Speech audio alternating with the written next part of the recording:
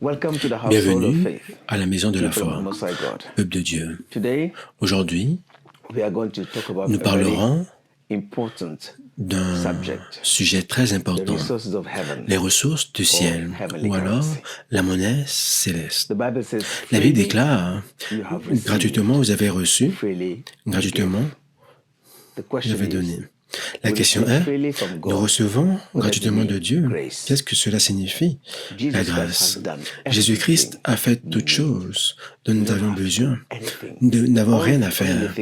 La seule chose que Dieu veut que nous fassions, c'est juste de croire. Juste croire. Parce que seule la foi plaît à Dieu. Donc, vous êtes les bienvenus au nom de Jésus-Christ. Nous devons savoir ce que ça prend de s'approprier les grâces de Dieu dans nos vies. Le verset le plus important de la Bible, quel est le verset le plus important de la Bible? Je demande. Jean 3, verset 16. Dieu a dit, il a tant aimé le monde qu'il a donné son Fils unique.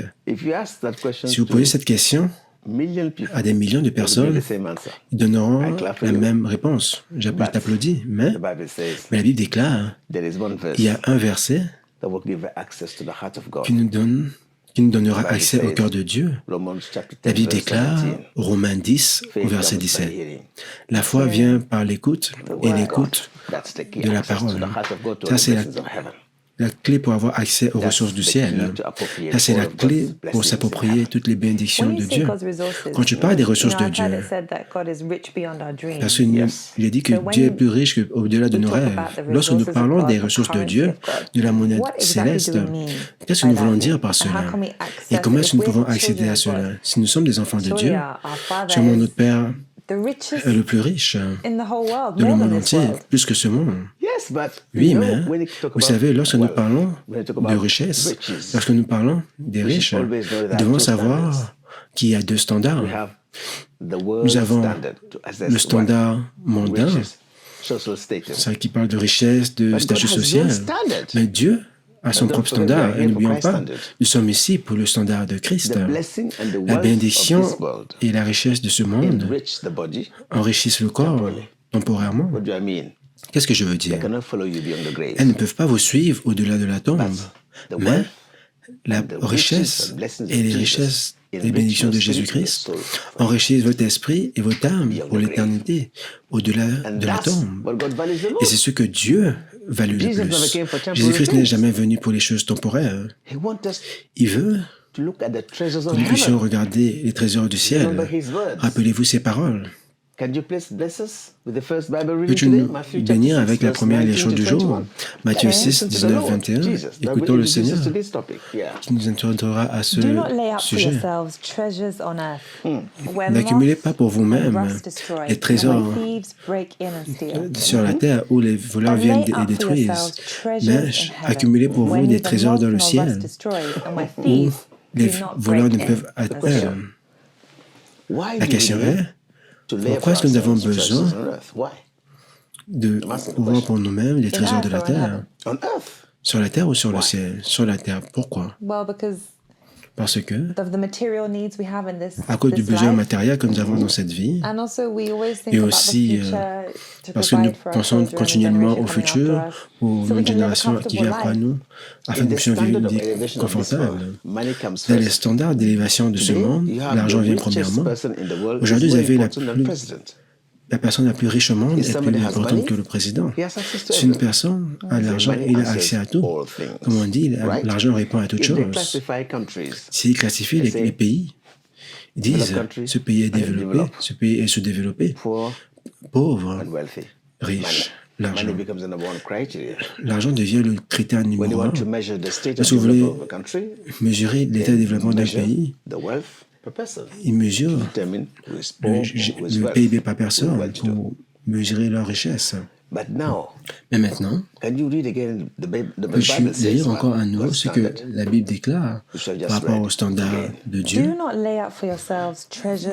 Ne vous amassez pas des trésors sur la terre, où la teigne et la rouille gâtent, où les voleurs percent et dérobent. Mais amassez-vous des trésors dans le ciel, où ni la teigne, ni la rouille ne gâtent, et où les voleurs ne percent ni ne dérobent. Écoutez ce que Jésus-Christ dit. Donc, il y a des trésors dans le ciel et des trésors sur sur la terre. Lesquels désirez-vous? Lesquels désirez-vous? Maintenant, la Bible déclare que ce sont les anxiétés de ce monde qui nous poussent à chercher les trésors sur la terre en négligeant complètement l'éternité. C'est bien. L'argent est bien. La richesse est bonne. Mais elle ne devrait pas vous éloigner de l'éternité. Les bénédictions de Dieu sont pour l'éternité. Donc maintenant, Jésus-Christ nous donne un avertissement à chacun d'entre nous que ne vous amassez pas des trésors sur la terre, mais plutôt pour l'éternité. Ça veut dire que là où se trouve votre trésor, là se trouve votre cœur. Maintenant, allons dans le livre de Apocalypse, chapitre 3, à partir du verset 17. La déclaration de Jésus-Christ concernant les personnes riches. La Bible déclare, le premier endroit où nous devons prospérer, c'est dans notre vie spirituelle. Cela veut simplement dire, l'argent et les richesses de ce monde ne peuvent pas rendre notre vie spirituelle riche. Verset 17. Parce que tu dis, je suis riche, et je me suis enrichi et je n'ai besoin de rien, et que je ne connais pas que toi, tu es le malheureux et le misérable, et pauvre, et aveugle, et nu. Je te conseille d'acheter de moi de l'or passé au feu, afin que tu deviennes riche, des vêtements blancs, afin que tu sois vêtu, et que la honte de ta nudité ne paraisse pas, et un collier pour oindre tes yeux, afin que tu vois. C'est cela. Jésus-Christ est en train de dire que à toutes les personnes qui disent, rappelez-vous ces paroles, nous ne devons pas faire de confusion. Jésus-Christ n'est pas contre le fait d'être riche ou d'être...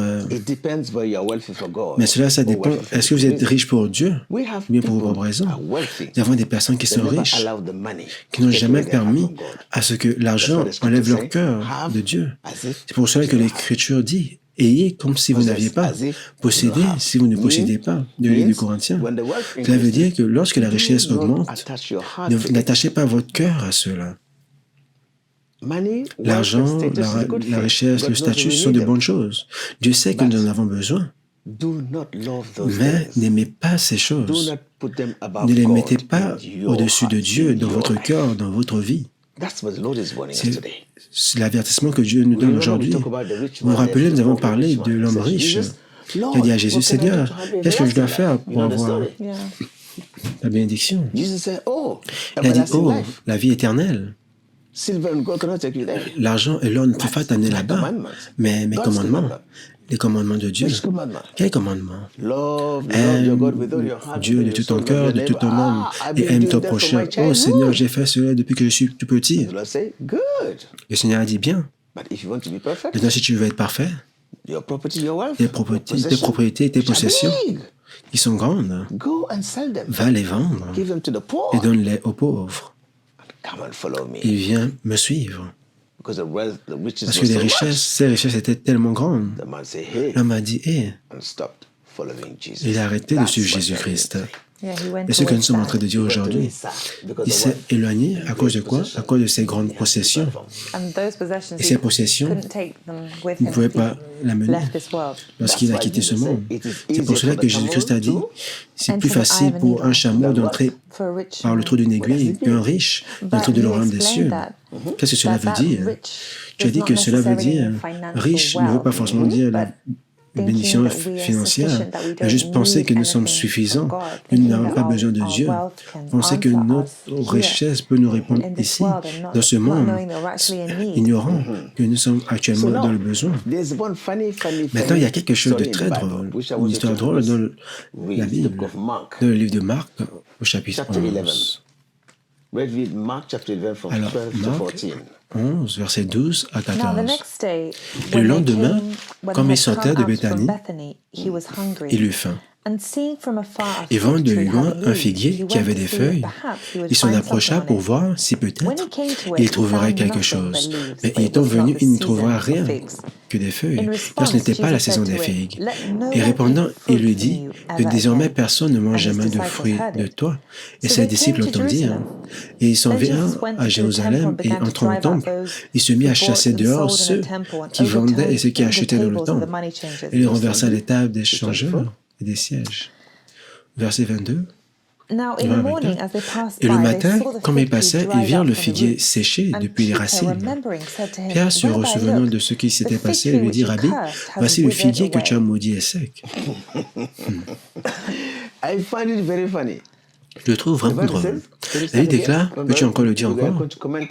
Nous allons commenter étape par étape. Verset 12. Jésus-Christ, le Seigneur, vint près d'un figuier parce qu'il avait faim.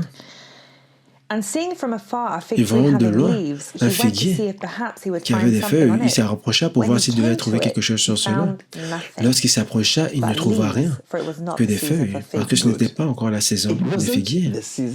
En effet, ce n'était pas la saison des figuiers.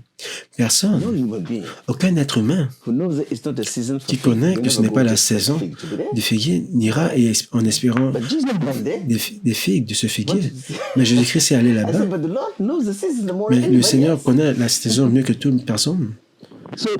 Donc si Jésus-Christ va au figuier pour chercher les figues, regardons l'arbre. L'arbre n'avait jamais fait quelque chose de mauvais, parce que l'arbre n'était pas construit pour produire des fruits à ce moment précis. Ce n'était pas la saison. Jésus-Christ ne pouvait voir aucun figuier. Qu'est-ce que Jésus-Christ a fait? Il a maudit. Il a maudit le figuier. Il a dit quoi? Il a dit que désormais personne ne mange jamais de fruits de toi. Donc, au verset 20, ils sont passés, ils ont vu que le figuier était séché, complètement sec. Alors, je posais une question. Pourquoi est-ce que vous pensez que Jésus-Christ a fait cela? Je me demandais toujours pourquoi est-ce que le Seigneur a fait cela? Tout ce que Jésus-Christ faisait avait une signification. Le Seigneur a utilisé des paraboles à travers son ministère. Ses actions, ses œuvres étaient prophétiques et ses paraboles. Le Seigneur sait ce qu'il fait. Qu'est-ce que cela veut dire? Il nous a donné un indice. Quand le disciple a dit, « Hé, maître, l'arbre que tu as maudit hier est sec. » Qu'est-ce que Jésus-Christ a dit juste après? Verset 22, Jésus-Christ répondant leur dit, « Ayez foi en Dieu.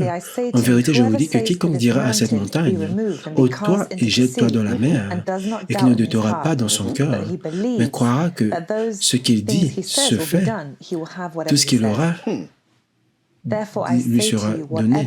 C'est pourquoi je vous dis, tout ce que vous demanderez en priant, croyez que vous le recevez et il vous sera fait. Ça, c'est l'indice. Jésus-Christ est en train de lier toute l'histoire à un mot. La croyance, croire. Croire. Croire. Donc un jour, il a demandé au prophète, Joshua concernant ce problème. Il a dit un message, le figuier séché. Tu te rappelles? Pourquoi est-ce que Jésus-Christ a maudit le figuier? Vous voyez, c'est symbolique. C'est une façon parabolique d'exprimer le jugement du dernier jour. Le jugement de la génération incrédule. C'est pour cela qu'il a mentionné la foi. Un arbre a des saisons, nous le savons tous. La Bible déclare, Dieu nous regarde comme des arbres de justice. Dieu veut que nous puissions porter des fruits à tout moment. Et ça, c'est la question. L'arbre a des saisons, mais lorsque Dieu vous regarde, vous devez porter des fruits à tout moment. Et cela a trait à la foi. Aujourd'hui, Jésus-Christ ne veut pas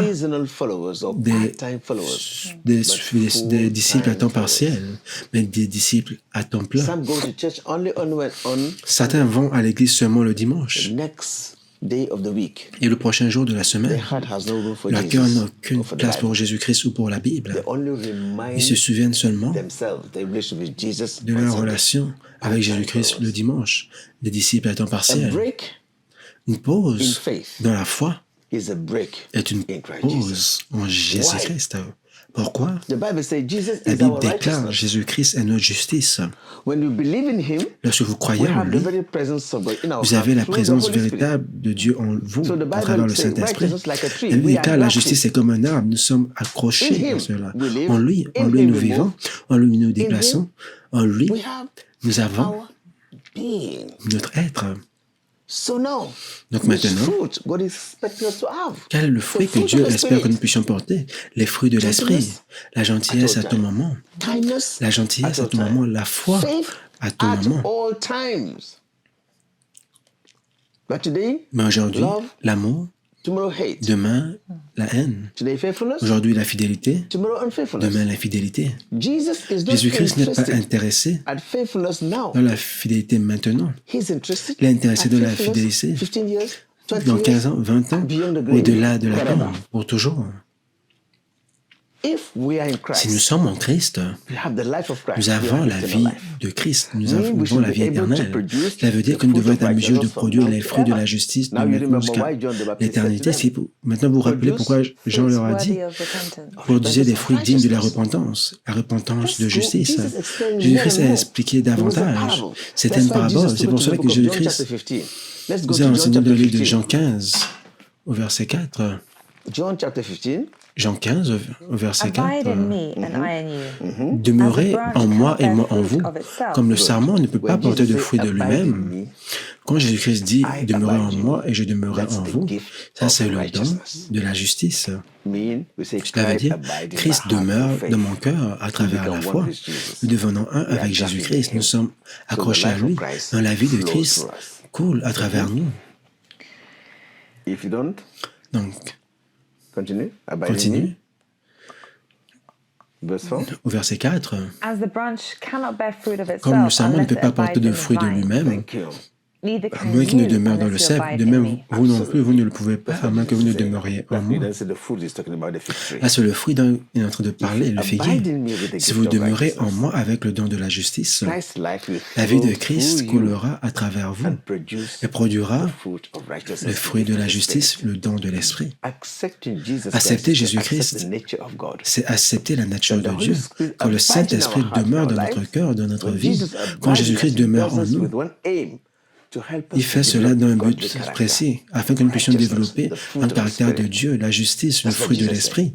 C'est pour cela que Jésus-Christ a dit, si vous ne demeurez pas en moi, vous ne pouvez pas produire de fruits. Nous connaissons tous les fruits de l'Esprit. La fidélité, la foi est l'une d'entre elles. L'amour, la persévérance, ce sont les éléments de la foi scripturelle. Continuons. Moi, je suis le cep, vous les sarments. Celui qui demeure en moi et moi en lui, il est jeté dehors comme le sarment et il sèche.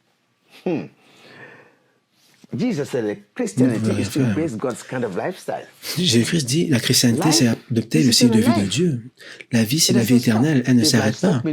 Si la vie s'arrête, c'est que vous êtes parti. Cela signifie que nous devons porter les fruits de la justice à tout moment. Cela veut dire, la foi est le style de vie, de croire en Dieu.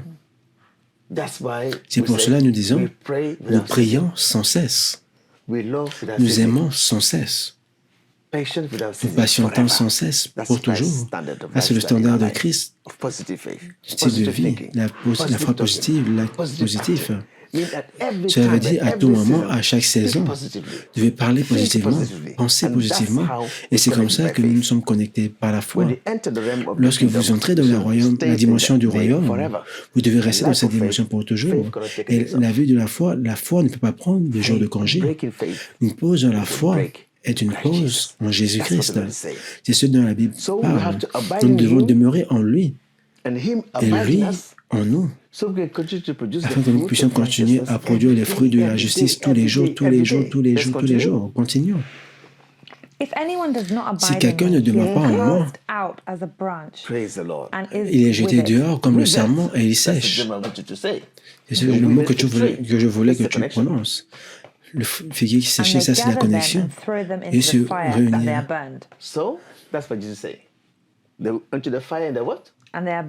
On les amasse et on les met au feu et ils brûlent. La même façon qu'il a maudit le figuier et dernier jour, le jugement au dernier jour. Jésus-Christ rassemblera tout le monde sous le trône de la justice, ou le jugement. Il y aura deux catégories de personnes. Seigneur, n'ai-je pas prophétisé en ton nom? N'êtes pas chassé des démons? J'ai prophétisé pour toi. Il dit, je ne vous connais pas. Vous qui pratiquez l'iniquité, je ne vous connais pas. Et ils le disent, le Christ dit, vous venez et prenez mon royaume. J'étais nu et vous m'avez vêtu. J'étais perdu et vous m'aviez trouvé. J'étais en prison et vous m'avez visité. Seigneur, quand est-ce que tu étais en prison? Quand est-ce que tu étais affamé? Toutes les fois que vous avez fait ces choses au plus petit d'entre vous, c'est à moi que vous l'avez fait. Ça, c'est le fruit, l'évidence de la justice selon Jésus-Christ parle. L'amour à tout moment, la fidélité à tout moment, la gentillesse à tout moment. C'est ce que le Seigneur espère. Est-ce que c'est ce que ça signifie lorsque tu as dit « Nous mesurons nos vies par l'amour ». Merci, c'est cela. Notre amour pour Dieu et notre amour pour les personnes autour de nous. Absolument. La foi sans l'amour est morte. C'est cela. Le fruit de la vie éternelle, le fruit de la justice à tout temps. Donc, Dieu veut que nous puissions faire ce qui est juste à tout moment, malgré que ce soit contraire à ce que nous voulons naturellement faire. Nous devons penser ce qui est juste, déclarer ce qui est juste, faire ce qui est juste. Ça, c'est la perfection que Jésus-Christ espère de nous à tout moment. C'est pour cela que la Bible déclare « Priez sans cesse, demeurez en lui, lisez la Bible, méditez ». Connectez-vous par la foi. C'est ce que Jésus-Christ veut. Maintenant, vous pouvez comprendre ce que quand Jésus-Christ a dit dans Luc 18 au verset 8.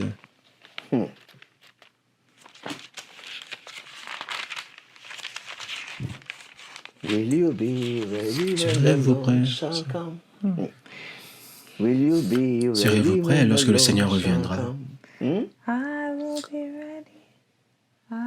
serai prêt. Je serai prêt quand le Seigneur viendra. Luc 18, verset 8. Je vous dis que bientôt, il leur fera justice. Mais quand le Fils de l'homme viendra, trouvera-t-il de la foi sur la terre? Trouvera-t-il la foi sur la terre? La question est, pourquoi est-ce que Jésus-Christ met beaucoup d'accent sur la foi? Pourquoi est-ce que Dieu met tant d'accent sur la foi? N'oubliez pas que Dieu regarde notre cœur. Lorsqu'il regarde notre cœur, il cherche quelque chose. Quoi? La foi. Pourquoi? Je pose cette question. Pourquoi? Hébreux 11, verset 6 dit, « Seule la foi plaît à Dieu. Seule la foi plaît à Dieu. » Cela veut dire, de toutes les grâces, Christ en a la foi le plus. Pourquoi? Parce que la foi est la route, le chemin vers Dieu, est la voie vers Dieu. La foi nous rend un avec Christ. Lorsque nous disons en Christ, ça c'est le don de la justice. Lorsque vous croyez dans la résurrection de Jésus-Christ, le don de la justice vient à vous. Nous demeurons en elle à travers le don de la justice. La Bible déclare, en lui nous vivons, en lui nous nous déplaçons, en lui nous avons notre être. Jésus-Christ a dit, si vous ne demeurez pas en moi, vous ne pouvez pas porter des fruits. Et c'est la vérité. Nous ne pouvons demeurer en lui que par la foi. Parce que nous ne pouvons pas le voir physiquement, nous ne pouvons pas le sentir physiquement. Nous devons discuter avec lui par la foi. C'est pour ça que lorsque nous venons à lui, Jésus-Christ n'est pas intéressé par combien d'argent nous avons dans notre compte bancaire, mais à quel point nous sommes belles ou beaux. Jésus-Christ est sincèrement intéressé au niveau de votre foi. Ayez foi en Dieu. C'est ce que nous appelons la monnaie céleste. Maintenant, la banque de tous les miracles, où est-ce que c'est? Au ciel. La banque des ressources célestes, c'est où? Au ciel. Qui est le manager de cette banque? Jésus-Christ. La question que je vais vous poser, comment pouvons-nous avoir un compte bancaire au ciel? Nous devons nous qualifier pour cela.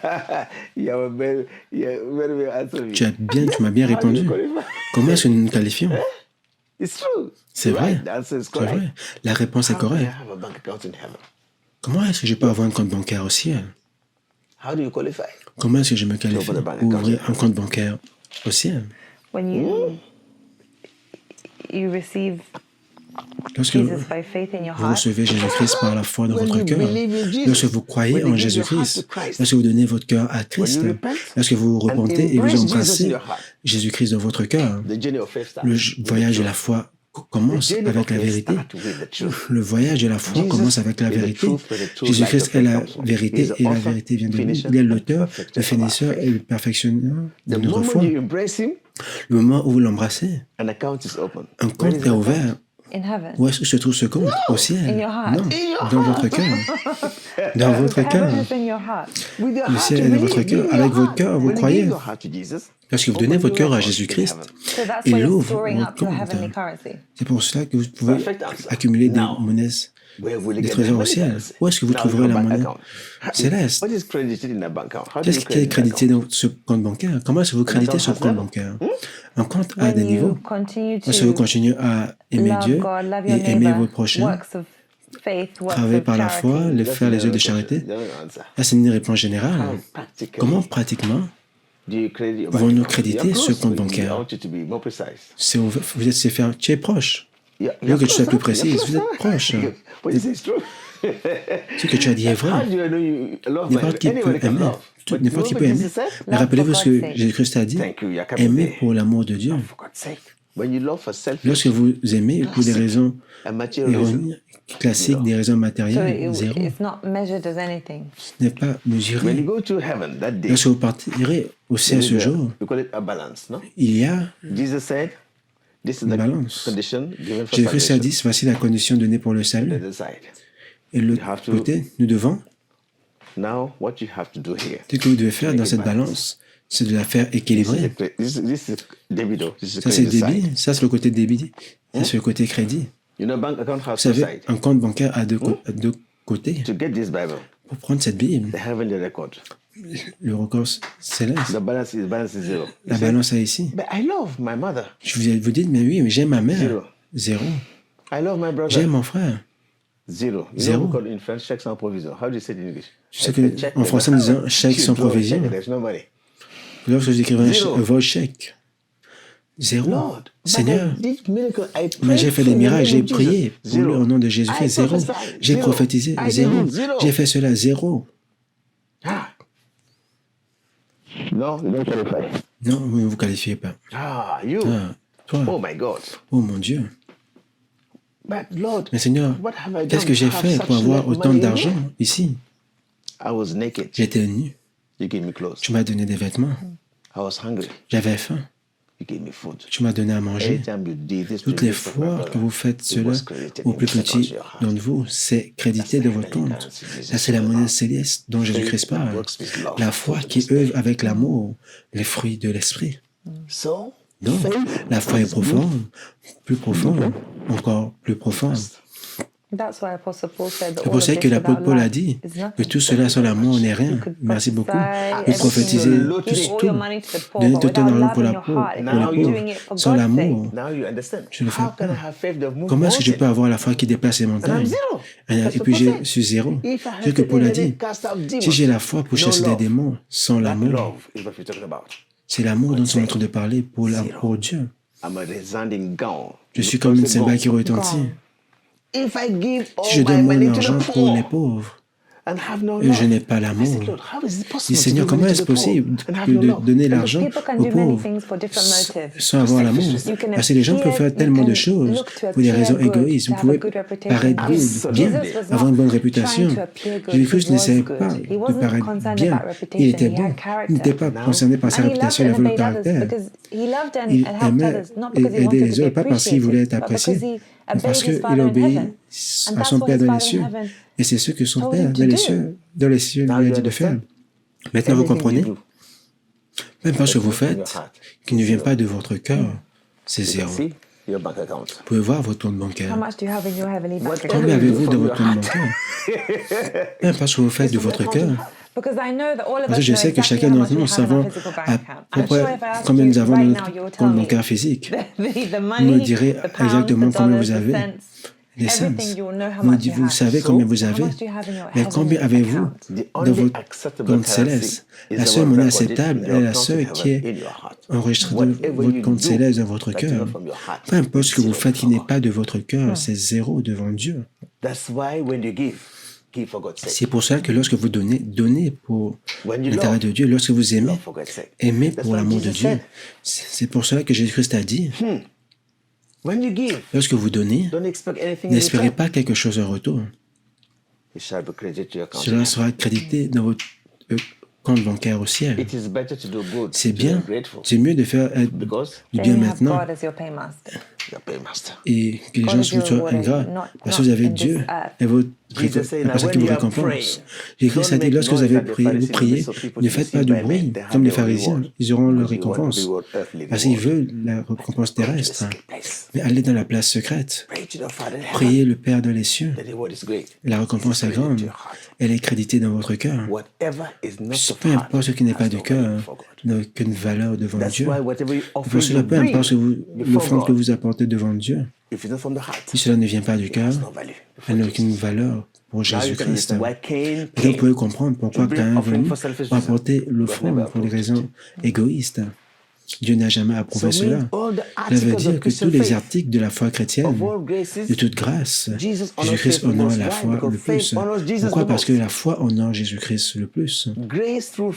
La grâce à travers la foi. La grâce à travers la foi. Nous sommes bénis par la grâce à travers la foi. Nous sommes aimés par la grâce à travers la foi. Sans la foi, c'est impossible de plaire à Dieu. Vous êtes des membres de la maison de la foi. Merci. Alors, la foi est la clé. La foi est la seule monnaie céleste qui peut vous aider à remplir votre compte céleste. Sur la foi, c'est pour cela que vous avez l'habitude d'acheter les monnaies célestes. Maintenant, vous avez un compte bancaire maintenant. Toutes les fois où vous faites un acte de justice, quelque chose entre dans votre cœur qui augmente votre justice et c'est crédité dans votre compte. Toutes les fois où l'Esprit de Dieu prompte votre esprit, vous faites quelque chose, vous agissez, et quelque chose est crédité et votre foi grandit. Toutes les fois où vous agissez sur la parole de Dieu, quelque chose entrera dans votre cœur qui augmentera votre assurance, qui augmentera votre crédit dans votre compte bancaire céleste. Absolument. Allons voir dans le livre de Marc, chapitre 9. Marc, chapitre 9. Allez à partir du verset 17. Écoutez clairement. Et quelqu'un de la foule lui répondit, « Maître, je t'ai amené mon fils qui a un esprit muet. Maître, je t'ai amené mon fils qui a un esprit muet. Et partout où il le saisit, il l'agite violemment et il écume et grince des dents et il devient sec. J'ai dit à tes disciples de le chasser et ils n'ont pas pu. » J'ai parlé à qui? Tes disciples, de le chasser et ils n'ont pas pu. Vous ne pouvez pas chasser le démon. Et lui, il leur répondit, il dit, « Ô génération incrédule, jusqu'à quand serai-je avec vous? » Jésus-Christ a dit aux disciples, « Oh, génération incrédule, pendant combien de temps serai-je avec vous? Pendant combien de temps n'aurez-vous pas la foi? Pendant combien de temps serai-je encore avec vous? Amenez-le à moi. » Et ils l'amenèrent, et quand il le vit, aussitôt l'esprit le déchira et l'enfant tomba à terre, se roulait en écumant. Et Jésus demanda au père de l'enfant, « Combien y a-t-il de temps que ceci lui est arrivé? » Et il dit dès son enfance. Et souvent, il l'a jeté dans le feu et dans les eaux pour le faire périr. Mais si tu peux faire quelque chose, assiste-nous. Si tu peux quelque chose, assiste-nous. Jésus-Christ lui a dit, si tu peux, et tu crois, toutes choses sont possibles à celui qui croit. Vous savez cela, ça c'est la monnaie céleste. Si vous pouvez croire, toutes choses vous seront possibles, sont possibles à ceux qui croient. Vous voyez pourquoi il a chassé les disciples? Parce que Il était incapable de faire cela parce que la foi n'était pas là. Immédiatement, le père de l'enfant s'écriant dit avec larmes, je crois, viens en aide à mon incrédulité. Seigneur, je crois, aide mon incrédulité. C'est contradictoire. Comment peux-tu dire que je crois, aide mon incrédulité? Comment peux-tu croire et dire que je suis incrédule? Il y a une contradiction quelque part. Son niveau de croyance ne répondait pas au standard de Christ. Cela veut dire que son compte bancaire était tout faible, trop faible. Il n'avait pas suffisamment de foi, il ne pouvait pas acheter les ressources célestes pour chasser ce démon. Sa foi était faible. Il avait la foi, mais pas suffisamment pour l'exprimer. La même chose est arrivée aux disciples. Pas qu'ils n'avaient pas la foi. Ok, je vais acheter cette Bible. Pour acheter cette Bible, ça coûte $50 et je n'ai que $20. Serais-je à mesure de payer cette Bible? J'ai de l'argent, j'ai les dollars, mais pas suffisamment. Leur foi n'était pas suffisante pour répondre à la demande. Nous faisons face à la demande, un compromis de Dieu pour la foi, pour toute chose. Parce que l'homme a crié à Jésus-Christ, je crois, aide-moi à dominer mon incrédulité. Il a dit, Seigneur, je crois, mais ma foi est faible. Qu'est-ce qui s'est passé plus tard? Lorsque Jésus-Christ a vu que les gens sont venus à lui et qu'il avait chassé l'esprit impur, disant, esprit muet et sourd, je te commande, sors de lui et ne rentre plus en lui. Continue. Et ayant crié et l'ayant violemment déchiré, il sortit, et l'enfant devint comme mort, de sorte que la plupart disaient, il est mort. Et Jésus, l'ayant pris par la main, le redressa et il se leva. Et lorsqu'il fut entré dans la maison, ses disciples lui demandèrent en particulier, pourquoi n'avons-nous pu le chasser maintenant? Le disciple a dit, imaginez le disciple, Maître, nous sommes embarrassés. Tu es notre maître. Nous étions en train de dire, sors, le démon a refusé de partir. Nous ne comprenons juste pas. Quel était le problème? Qu'est-ce que Jésus-Christ a dit? Il a dit, cette sorte ne peut sortir en aucune façon si ce n'est par la prière et par le jeûne. Cela veut dire, c'est pour ça que le prophète Joshua a dit, j'ai pris le temps de développer la profondeur de ma relation avec Dieu par la foi. Jésus-Christ a pris le temps de développer le souffle de mon succès. Peu importe ce que vous faites à l'extérieur, est seulement la réflexion de la relation que vous avez avec Dieu par la foi dans votre cœur. C'est ce qu'il a dit. Maintenant, la question, comment pouvons-nous avoir la foi et augmenter notre foi? Ça, c'est la question. J'ai besoin de la monnaie céleste. Aujourd'hui, vous devez avoir un travail pour avoir de l'argent. Ai-je raison? En ce qui concerne le royaume de Dieu, comment est-ce que nous pouvons avoir la foi? Ça, c'est la question maintenant. Comment est-ce que nous pouvons avoir cette foi, je vous demande? La Bible déclare la foi vient par l'écoute de la parole de Dieu dans notre cœur. Allons de lire Isaïe 55, versets 1 à 3.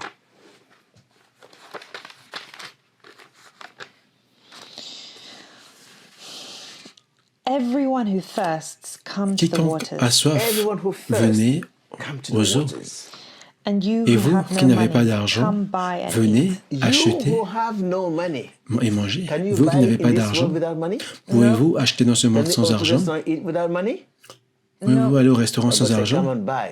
Mais Dieu dit, venez acheter et manger. Vous n'avez pas d'argent.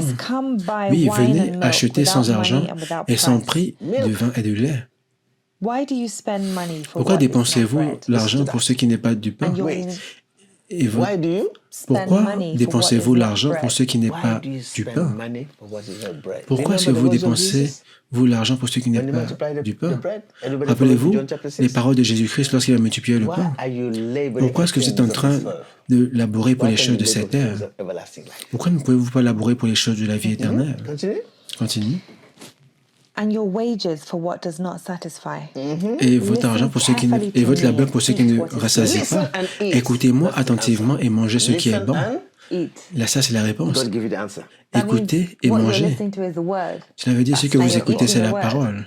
Et vous mangez la parole, ça, c'est la monnaie. Maintenant, on peut repartir dans le livre de Romains 10, au verset 17. Il y a une plus grande explication par Paul. Écoutez mes paroles. Recevez la foi. vous êtes qualifié. Ainsi, la foi est de ce qu'on entend, et ce qu'on entend par la parole de Dieu. C'est comme ça que nous pouvons avoir la foi, en écoutant la parole de Dieu. La question est, en ce qui concerne Jésus-Christ, Jésus-Christ regarde votre cœur. Personne ne peut tromper Jésus-Christ. Mais le problème aujourd'hui, c'est que quelqu'un peut dire, je suis un apôtre, je suis un prophète, je suis un homme de Dieu. Vous croyez que c'est un homme de foi? Vous commencez à obéir à cette personne, Jésus-Christ voit. Mais vous, pouvez-vous savoir si c'est un homme de foi? Ce n'est pas toute personne qui vient vous dire et qui commence à prier, grande prière. Comment pouvez-vous savoir que cette prière est une prière de foi? Des millions de prières sont offertes sans la foi, mais des millions de personnes prient et parlent sans foi. Est-ce que Dieu écoute leur prière? Ça, c'est la question. Mais vous écoutez. La question, ce n'est plus de Dieu, mais vous. Comment est-ce que vous savez qu'un homme a la foi? Ça prend un homme de foi pour reconnaître un homme de foi. Allons dans le livre de Actes 14 au verset 9.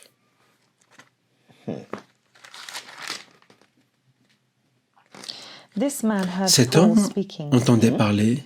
Paul, qui, fixant ses yeux sur lui et voyant qu'il avait la foi pour être guéri, lui dit à haute voix, « Lève-toi droit sur tes pieds. » Et il sautait et marchait. Pouvez-vous imaginer cela? Nous devons comprendre quelque chose. Ce n'est pas juste concernant Dieu, certainement. Ce n'est pas aussi concernant nous totalement. Parfois, nous devons avoir la foi pour recevoir. Jésus-Christ sait ceux qui ont la foi. Il connaît ceux qui croient. Il regarde au cœur. En ce cas, Paul n'avait jamais prié pour la personne sans connaître que la personne avait la foi pour recevoir. Mais la Bible déclare, Paul a regardé attentivement parce que Paul avait le don de discernement par l'Esprit de Dieu. Voyant que l'homme avait la foi, c'est possible de reconnaître un homme de foi. Et ce que Paul a dit, avant qu'il dise « Lève-toi », et l'homme se leva et il sauta et marchait, fut guéri. Maintenant, pour être capable de voir cela, c'est pour cela que la foi n'est pas quelque chose d'intellectuel. La foi n'est pas une chose naturelle. Elle doit être discernée et opérée spirituellement. Parce que nous marchons par la foi, non par la vue. La seule personne qui peut voir l'enregistrement de votre cœur, c'est Dieu et le Saint-Esprit. Par conséquent, demandez au Saint-Esprit de vous révéler qui est un homme de foi. Il sait. Ça prend le discernement. Qu'est-ce que je veux dire par discernement? Allons dans le livre de Jean 9, verset 39.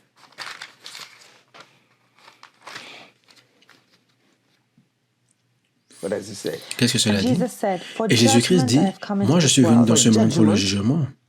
Pour le jugement, je suis venu dans ce monde, afin que ceux qui ne voient pas voient, et que ceux qui voient deviennent aveugles. » Et ce que Jésus-Christ a dit, dit-il encore. Je suis venu dans ce monde pour le jugement. C'est le jugement dont nous parlons. Le jugement du figuier. Lorsque le Fils de l'homme viendra, trouvera-t-il la foi sur la terre? Je suis venu dans ce monde pour le jugement, afin que ceux qui ne voient pas voient. Ceux qui ne voient pas voient, ils voient par la foi. Ils voient les yeux de leur foi, afin qu'il leur donne la foi. C'est ceux qui voient, ceux qui comptent sur leur propre force, demeurent aveugles. Et Christ est l'auteur et le perfectionneur de la foi. Ça, c'est le jugement. Maintenant, nous allons voir que on va prendre quelques héros bibliques pour conceptualiser cela. Nous avons parlé de l'homme riche. Allons de livre de voir le cas de Zacharie, Luc 19, versets 1 à 10.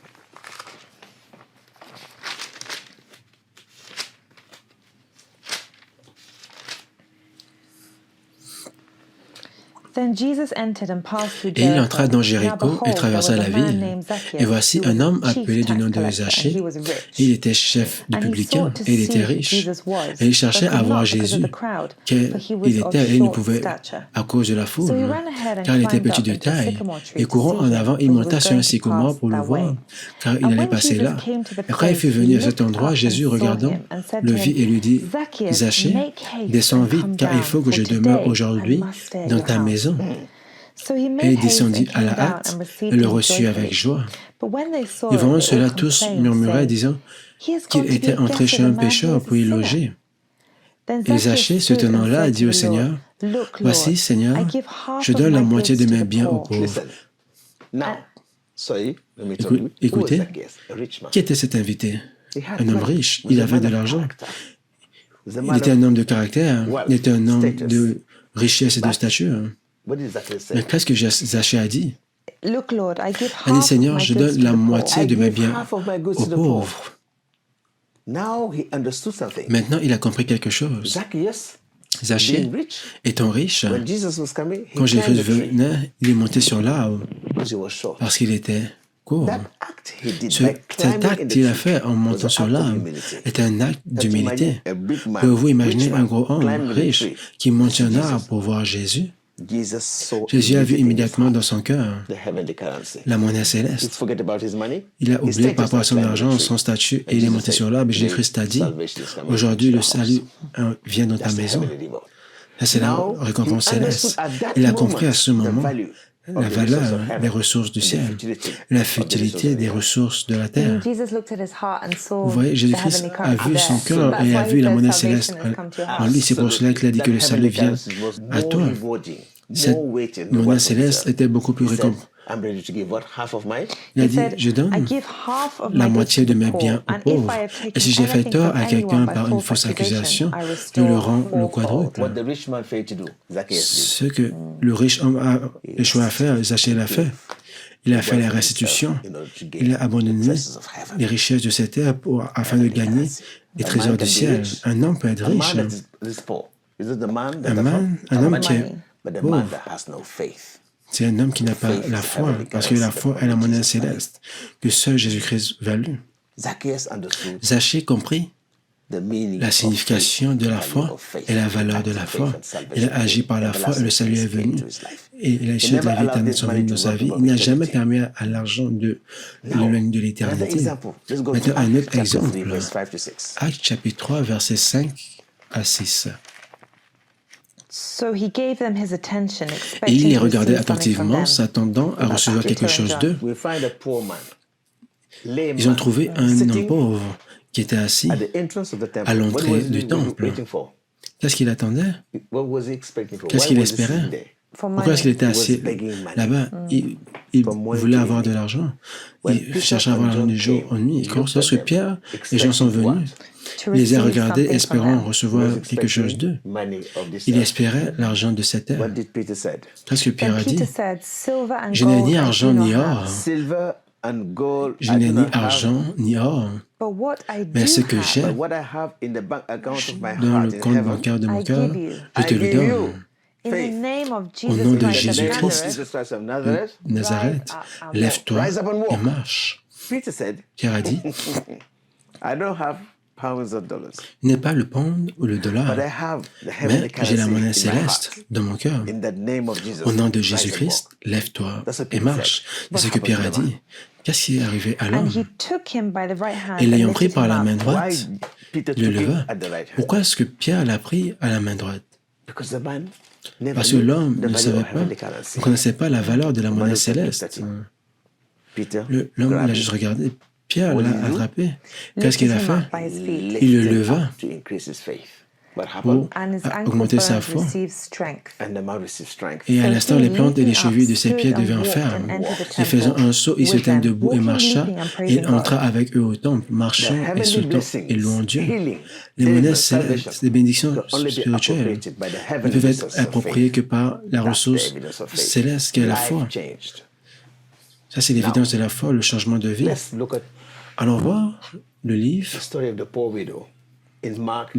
de Marc 12, l'histoire de la pauvre veuve. Nous avons vu un homme qui était riche et qui avait la foi. Vous pouvez être riche et être un homme de foi. Regardons cette pauvre veuve. Partie du verset 41. Jésus étant assis vis-à-vis du trésor du temple, regardait comment la foule jetait de la monnaie au trésor. Et plusieurs riches y jetaient beaucoup. Et une pauvre veuve vint et y jeta 2 piastres, qui font un quadrant. Et ayant appelé ses disciples, il leur dit, « En vérité, je vous dis que cette pauvre veuve a plus jeté au trésor que tous ceux qui y ont mis. Car tous y ont mis de leur superflu, mais celle-ci y a mis de son indigence, tout ce qu'elle avait, toute sa subsistance. » Écoutez-vous cela? Il y avait des personnes qui étaient riches et hors de leur abondance, ils ont donné. Ils ont donné pour être vus par les hommes, pour être appréciés par les hommes. Ah, j'ai donné $1 million, j'ai donné $10 millions. J'ai écrit ça à dire, est-ce que cet acte, si ça c'est un acte de don, cette récompense vient des hommes, mais pas de moi, parce que vous donnez pour être honoré par les hommes. Alors vous devez donner de tout votre cœur. La pauvre veuve. Continue. Et ayant appelé ses disciples, il leur dit, en vérité, je vous dis que cette pauvre veuve, Jésus-Christ a répondu et lui a dit, voyez-vous ces grands bâtiments? Aucune d'elles ne restera. Il n'y a aucune de ces pierres qui ne sera pas détruite. Vous pouvez voir ce qu'il a dit. Ce temple que vous êtes en train de glorifier, le temple, ce grand temple qui est vraiment grand, ce temple sera détruit. Comme le figuier.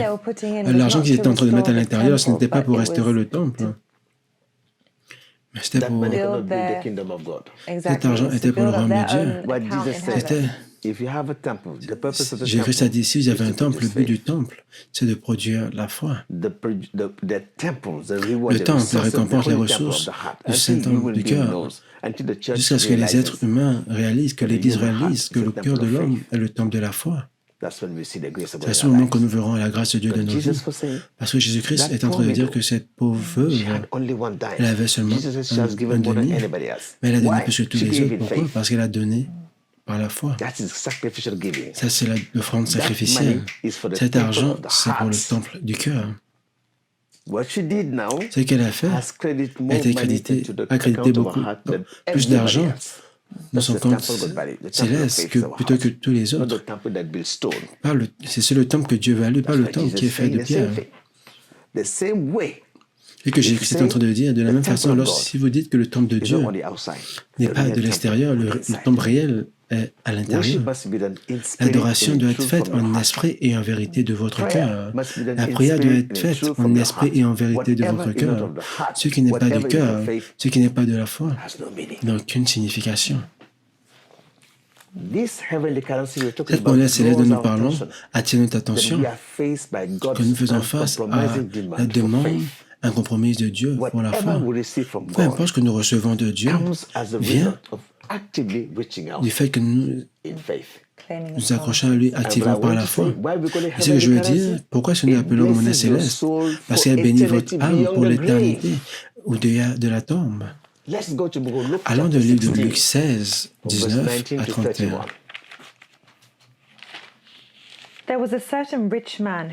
Il y avait un homme riche qui se vêtait de pourpre et de fin lin et qui faisait joyeuse chair chaque jour splendidement. Et il y avait un pauvre nommé Lazare, couché à sa porte, tout couvert d'ulcères, qui désirait de se rassasier des miettes qui tombaient de la table du riche. Mais les chiens aussi venaient lécher ses ulcères. Il arriva que le pauvre mourut et qu'il fut porté par les anges dans le sein d'Abraham. Et le riche aussi mourut et fut enseveli. Et en Hadès, levant ses yeux comme il était dans les tourments, il vit de loin Abraham et Lazare dans son sein. L'homme riche, sa récompense était terrestre. En négligeant complètement l'éternité, il a accumulé les richesses et les trésors de cette terre. Il s'est retrouvé en enfer. Mais l'homme pauvre, qui n'avait rien, qui suppliait à la porte de l'homme riche, et les chiens léchaient ses ulcères, il mourut et se retrouva au ciel. Cet homme qui était riche, et c'est ce que Jésus a expliqué dans Apocalypse. Vous dites, vous êtes riche. Un homme qui est pauvre n'est pas l'homme qui n'a pas d'argent, mais l'homme qui n'a pas de foi. Donc, en résumé, aujourd'hui, Nous faisons face à la demande incompromise de Dieu pour la foi parce que seule la foi plaît à Dieu. Peu importe ce qui n'est pas de la foi, n'a aucune signification devant Dieu. Tous nos actes de prière, d'adoration, de louange, peu importe ce que nous donnons de la charité, doivent être faits de la justice, doivent être faits par la foi. La foi vient du cœur de l'homme. Cela veut dire, laissez votre cœur donner premièrement, laissez votre cœur adorer, laissez votre cœur adorer. Oui. Quand la parole de Dieu entre dans votre cœur, et votre cœur agit sur cela, c'est votre esprit qui agit par la foi. C'est pour cela que Jésus-Christ regarde toujours votre cœur. Lorsque nous venons dans la présence du Seigneur, nous connaissons la raison pour laquelle il regarde notre cœur. Vos actions, vos actes de donner doivent être faits avec foi, par la foi, parce que seule la foi est précieuse aux yeux de Dieu. Le Saint-Esprit ne récompense pas les personnes intelligentes, riches, il récompense les personnes obéissantes. C'est pour cela que nous disons la croissance spirituelle est fonction de l'obéissance à la parole de Dieu. Écoutez et obéir. Que votre foi soit augmentée aujourd'hui. Nous prions que ce message ajoute à votre monnaie céleste. En écoutant, en agissant sur cela, votre compte au ciel sera crédité. À ce moment, vous pourrez toucher aux ressources de Dieu au nom de Jésus-Christ. Quelle réflexion merveilleuse pour vous.